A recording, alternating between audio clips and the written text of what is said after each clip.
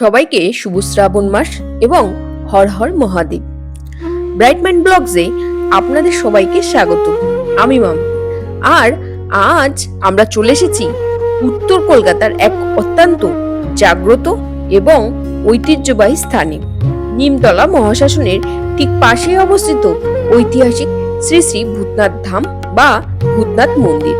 শ্রাবণ মাস মানেই বাবা দেবাদিদেব মহাদেবের ভক্তদের কাছে এক বিশেষ উৎসবের সময়।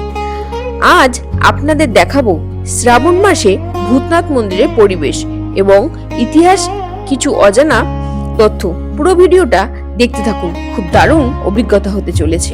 ভূতনাথ মন্দিরে ভগবান শিব মূলত মহাকাল বা ভূতনাথ রূপে পূজিত হন।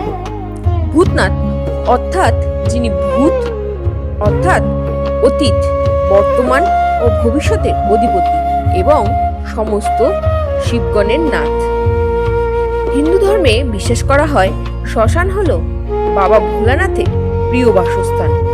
নিমতলা মহাশ্মশানের ঠিক গা ঘেঁষেই গঠিত এই মন্দির, তাই ভক্তদের কাছে এক অদ্ভুত আধ্যাত্মিক শক্তি বা পজিটিভ এনার্জির কেন্দ্রবিন্দু। কথিত আছে এই শ্মশান ও মন্দিরের ইতিহাস অত্যন্ত প্রাচীন। আগের কলকাতা এবং এই অংশে ঘন জঙ্গল ও গঙ্গার পাড়ে সাধু সন্তরা আরাধনা করতেন। সেখান থেকেই শিবলিঙ্গের প্রতিষ্ঠার মাধ্যমেই এই মন্দিরের সূচনা হয়।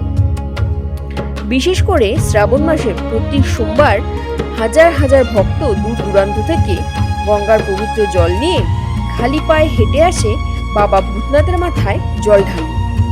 এই সময় পুরো মন্দির চত্বর এক অপার্থিব মায়াবী রূপ নেয়।